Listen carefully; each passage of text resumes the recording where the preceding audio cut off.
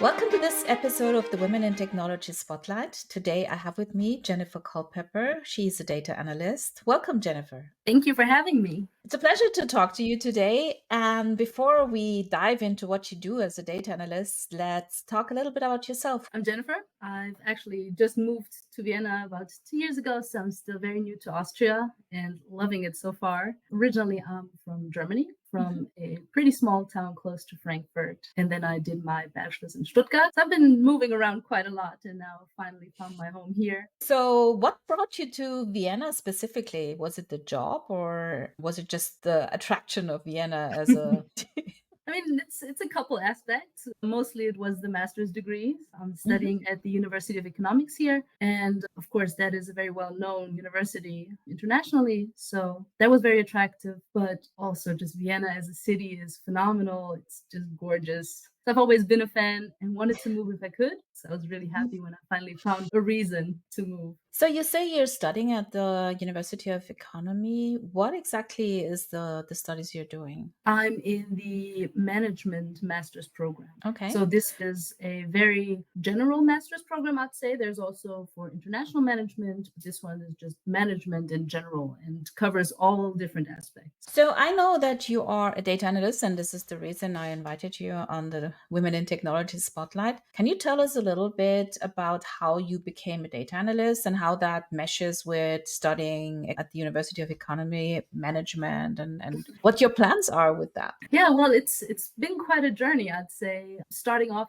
think this kind of suits me or my whole personality, kind of, I would think, because I've always been a very curious person. I mean, it shows in the fact that I think that lifelong learning is just so important, but it also shows in me even when I was a child, I would ask all the questions. So I'm a very curious person. I love gaining knowledge, understanding things around me, and understanding the world around me. And so it makes sense for me to tap into moving to another country to pursue my degree and then also working in a completely different field. But Yeah. honestly, I think I never really thought that I would move into data. I could not have imagined that when I was younger. I think curiosity and lifelong learning is something that a lot of women who work in tech have because I think it's kind of like a prerequisite. Tech is a field that changes a lot very quickly. There's always something new to learn.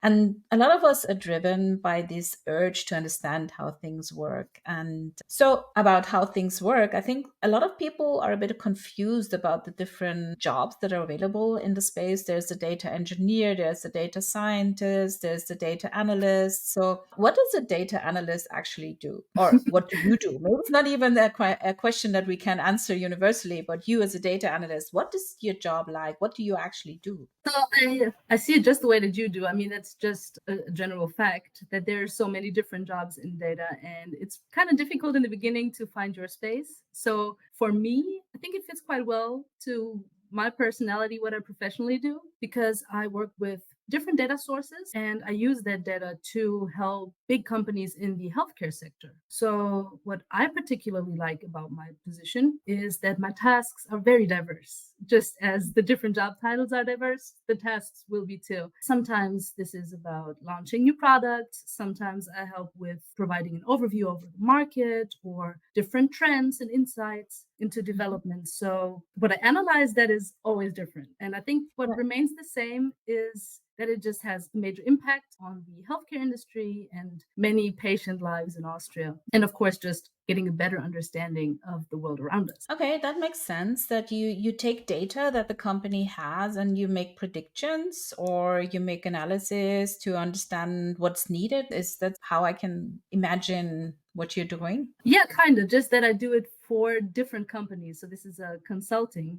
that I do with the Oh, data okay. that we have, and Mhm. then we can apply this to different companies to give an overview of the whole market. This sounds like something that will be done more and more, I think, using data sources and outsourcing, that part of knowledge gathering to like a consultancy firm, because I don't think that every single company has the ability to gather enough data to make proper predictions. I could imagine that, especially, I think it depends on the sector. There are some sectors that are more data literate, so they find it a lot easier to work with data and they also collect more data themselves. So maybe they will not need it, but they will also need the people to do it. And then on the other hand, there are smaller firms or there are sectors, a lot like the healthcare sector, I would say, that are slow with data literacy and that need people who have a bigger understanding, see a bigger picture, can explain the data, and then also analyze it. Yeah, that brings me to another characteristic of women working in tech. So we talked about curiosity and lifelong learning, but I think communication talent is also something, right? That you can talk to people. Absolutely.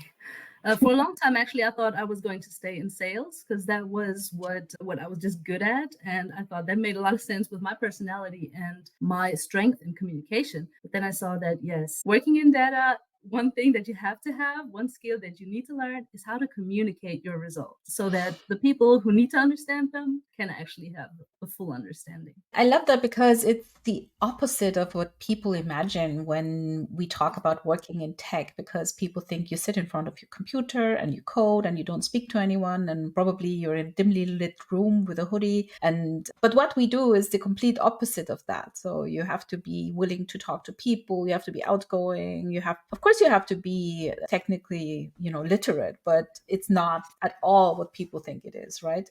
And I think that's actually an aspect that blocked me from going into that direction for a long time because my image of what I would say the whole IT branch used to look like was very different from what it actually is. And I didn't think that my strengths would actually be appreciated there. So of course I have to have the technical knowledge. And I didn't think that it was half as interesting as it is. And I think what really got me was seeing how I can solve small and complex problems on an everyday basis. I think that's Yeah. something that's not often talked about. We talk a lot about sitting in front of the computer all day, but we don't talk about why people would enjoy sitting in front of a computer all day because there's so many small wins that I have throughout the day in my work. And I think that should be talked about a lot more. I completely agree, and that touches on something that's very important to me because I absolutely feel that a lot of people don't choose a career, especially women don't choose a career in tech because they don't understand how interesting and diverse it actually is to work in tech. And, you talking about that really touches me because this is something that happens so often. So many women say this,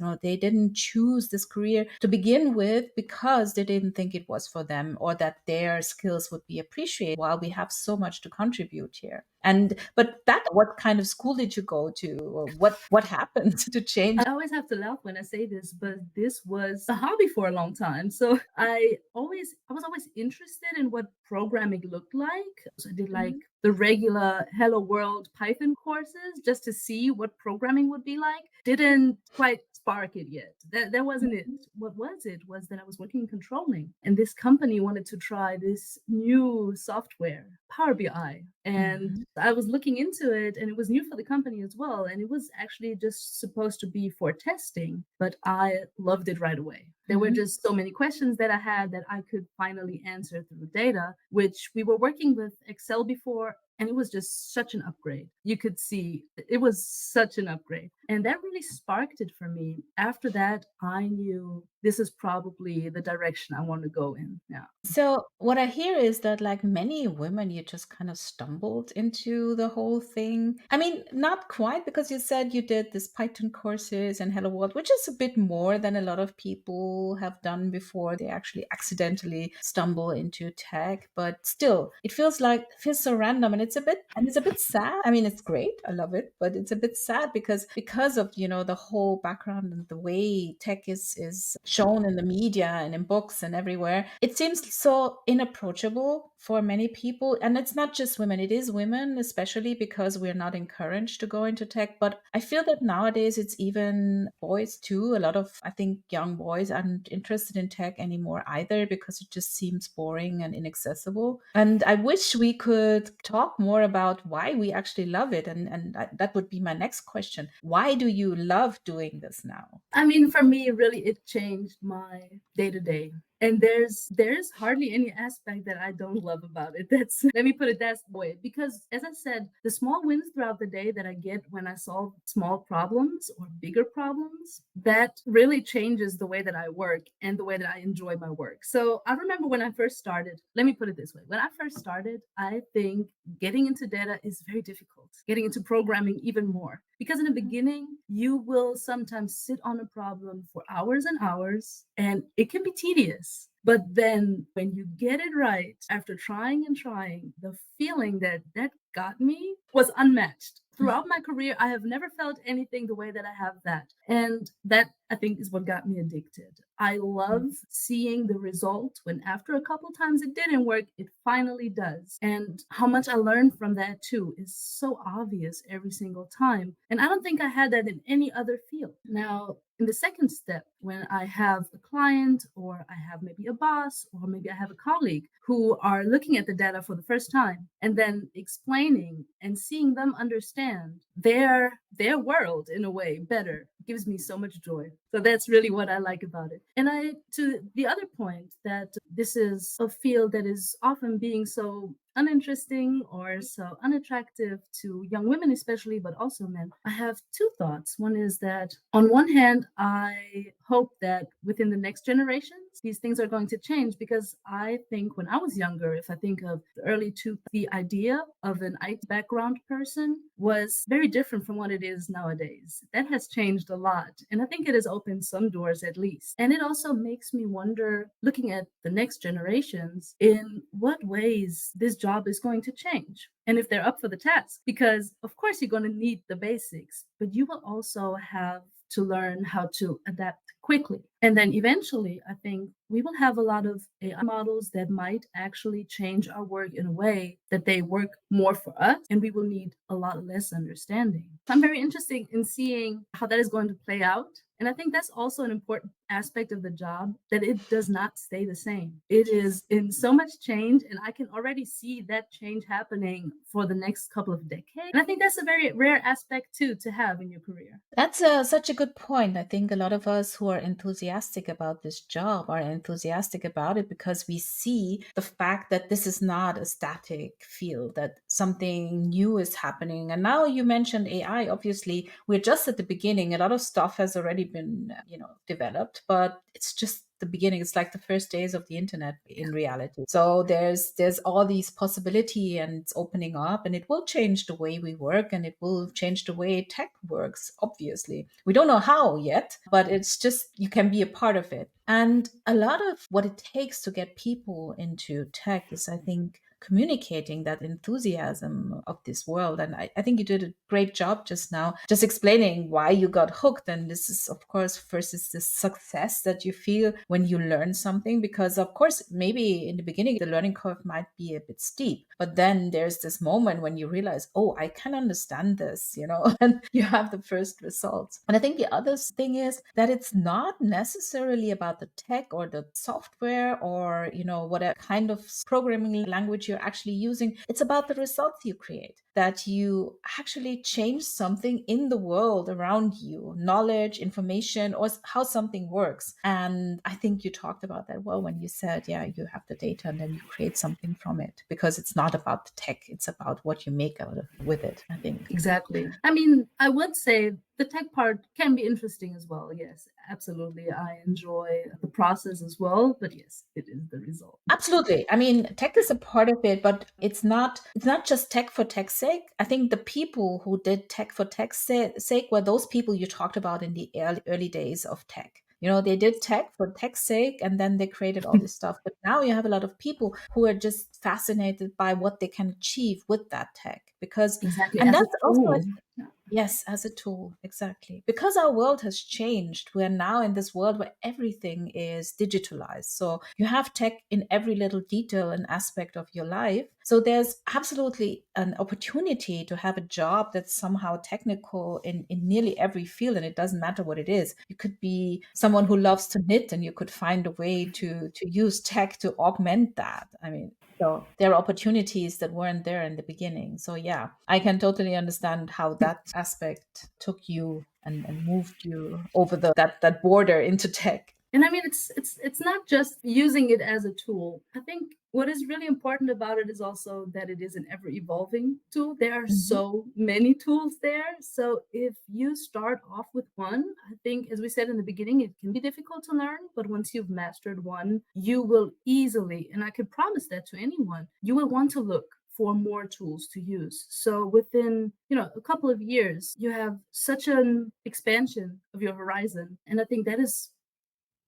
I would always recommend the positions, or I would always recommend the field for people who are very interested in learning. If you like to learn, if you've always been someone who likes to see new things, learn about new cultures, maybe learn new languages, someone like that is definitely going to love Yeah. anything tech related. I think that brings us back to the lifelong learning that you mentioned initially. That is absolutely a prerequisite for a job in tech. But what I also thought when you said when you start using the first tool and you learn about it and then you will progress to other tools, I think what you also build is confidence, right? Because with those first wins, it just augments your ability to feel confident that you will on the next thing as well, right? I And it's think it very goes both important. ways. Yeah. I think on one hand, yes, you will build confidence. On the other, it will humble you again and again. And I appreciate that as well. Tech definitely goes both ways. And there are days that I am being, and I enjoy that part of the process just as much. So Yeah, true. There's always something when you think, oh, I thought I knew something about tech, but then I think that's a big skill in itself, learning that resilience of, okay, it didn't work. What was it? Let me try again, because the software or the program is only going to be as smart as you are. It is Mhm. made for you to use it. So the Yeah. mistake is probably on your hand. And I think overcoming that and trying again and again, that is an important life skill that translates to so many things. That's also another skill that's really important, resilience. And that's a skill that's going to be very important, not just in tech. I think in the world we're moving into, resilience will be a big part of what helps you be successful because you actually have, and I do believe that is going to be a thing in the next 20, 30, 40 years. The world is becoming very complex. There's a lot of issues that are arising. And I think resilience in the face of this adversity will be something that will help you, achieve success. So it's Absolutely. lifelong learning, curiosity, resilience, and all these things that you mentioned that someone working in tech will absolutely need. And maybe as a look at the other side, did you experience any obstacles moving into tech? Is there something that stuck? I mean, I would say the last couple of years, because I moved into tech while simultaneously studying something very different. I have my economics background in my management in my bachelor's, and then Mhm, went into management here. And I think working and learning at the same time as studying something different, that can be a lot, no doubt. mhm. So I would say there were no obstacles for me to go into tech per se, but there was a lot of juggling going around. That's good to hear because it also shows that it is possible to do numerous things at the same time. It's probably a question of time management, again, resilience, because it's obviously not easy when you have so many things on your plate. But it's good to hear that those were the only obstacles you really faced. Because that's something that women are often worried about as well when they go into tech.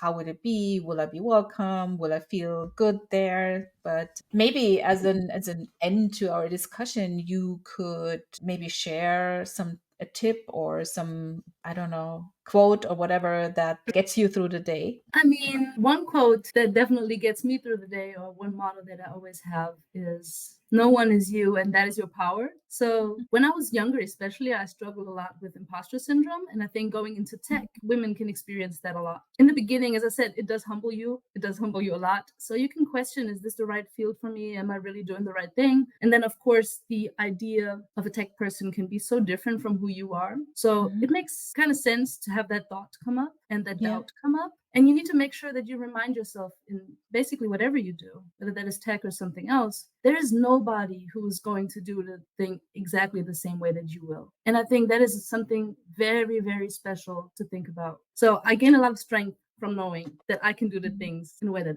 I do them. That's perfect, actually. And I was at a role model event like 2 weeks ago. And I think one of the things I also said to these kids was that being different is actually, something that is helpful because it's often, you feel, oh, I'm different from the others. Maybe my skills don't fit. But your uniqueness, as you said, is actually a benefit because it makes you see the world in a different way. And that's what we need. We need as many different views on a problem as possible to find a solution as quickly as possible. So thank And you I've for seen, that. I've seen that in any team I've worked in, whether that was sales or this was tech, whatever it was in school, the perspectives that I can bring in, they usually come from a very different point of view than the others. And it is so important to hear out different views. And that is one thing that I would say is missing in tech right now. The more women we get, the more young and older people we can mix in teams, the more perspectives we will achieve, and the more or the better we can balance out decisions and discuss them. Absolutely. And I think that is the reason we have to remind people that diversity, equity, and inclusion are not buzzwords. This is really about creating the best tech possible, because I feel it has deteriorated into something that's kind of like, like a brand augmentation thing for many companies. Oh, we have AI, but people have forgotten why this is important. And exactly what you mentioned is the reason why it's important, because you need all these different perspectives from old people, young people, women, men, all the diversity that's possible. I just mentioned a few of it, but we have to listen to everyone to build the best world possible. Absolutely. And I think that's actually a view that I got from studying management. The more perspectives we get, it is definitely shown in studies that the better results we can achieve. So this is not wishful thinking, and this is not just a diversity idea for buzzwords, but this is actual economic facts that diversity will push us forward if we apply Yes, it correctly. exactly. If you apply it correctly, if you bring all these people in, and then if you actually listen to them, because that's also an aspect that sometimes gets forgotten, that people are hired because, they're more diverse, and then they're in the team and nobody listens to them. That does not help at all. So you have to bring these teams together, and then you have to, make sure that they meet on equal footing so everyone can bring in their perspective. Yeah. Absolutely. So I this think is it's not perfect. just being listened to. I think it's also, sometimes companies will hire someone just to show off their diversity, but then people in those positions are not supported in the way that they need to be. So if you are maybe the only woman in a team, there is extra baggage that comes with that. And management should be aware of that in case that there are any problems. It helped me a lot when I held a previous position. I had a manager who made sure to let me know that he got my back. And that was very important for me. Obviously, there is no scenario in which I would abuse that, but it makes me feel so much more supported and appreciated, and it gives me the space to also make mistakes. I think Yeah. that is some very, very important aspect. Being able to Yeah. make mistakes, I think, is in tech even more important than it is in any other part. Absolutely. I think one of the things that can hinder you the most in from making progress is being afraid of making mistakes, because you never learn if you don't make mistakes. Everyone makes mistakes when they try to learn something new. And we mustn't forget that going into tech is a lot of like learning how to walk for the first time. So It has to be trial and error. It has to be, yes. has to be, yeah. And then you find the best way to do it at some point. And I think you mentioned something really, really important about the way that managers have to support, the diverse talent, because I have seen this. I've seen so many women leave companies because they were hired because, we want more diversity, we want more women. And then they came into teams. I mean, top management meant well, HR meant well, talent meant well, but then they came into these teams and the managers didn't know what to do with them in the end. And they just kind of slowly withered away in those positions. So this is so important that, you have someone who's there who understands that you need a different kind of support, maybe. Absolutely. I mean, from a management perspective, it is clear that top management and management need to pull on, need to be on the same side here, and being able to support candidates or being able to support entry level positions in the way that they need it. I think later on it gets less important, I would say, because you kind of know how to stand your ground. But especially in the beginning, I see that it is missing a lot for young professionals, especially. And then another aspect that I always tell young women if they pursue a new career, whatever that is that two aspects are, to me at least, the most important. One of them is making sure that you have a community, a network that you know that you can build upon. For me, for example, I have phenomenal siblings who support me a lot, and I know that I can always fall back on that.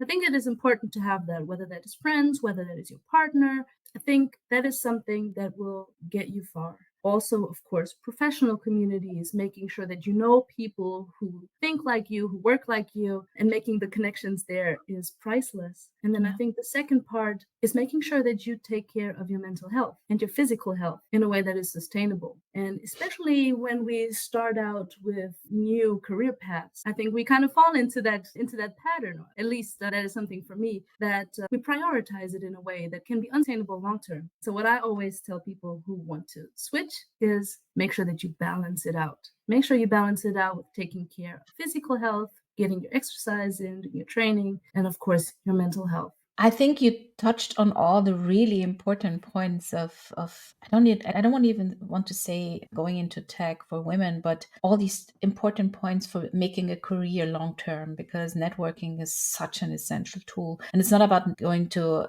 events and practicing small talk. It's about building a network of people you can rely on. And I think that's also something a lot of people don't quite understand. They go to events and then they do some small talk and then they think they have a network. That's not what it's about. You have to have a community that supports you. That's so important. And you can't do it without the mental health aspect. Absolutely important. And while we're talking about this, I want to segue because I am part of a network that's called Black Women in Tech DACH, which is for the Germany, Austria, and Switzerland community. And we host events from time to time. And I think I would love to have you there and talk about these things because I feel that you understand. I mean, you have a very good grasp of what is important for young women setting out on a career. And I think that's because you are in this unique position of having the management and the economy know-how and the tech know-how. So that is a perfect mix, actually. And I'm thankful that you came on the podcast to share those with us. So I'd like to wrap it up now and say thank you. It has been an absolute pleasure talking to you, Jennifer. Thank you for having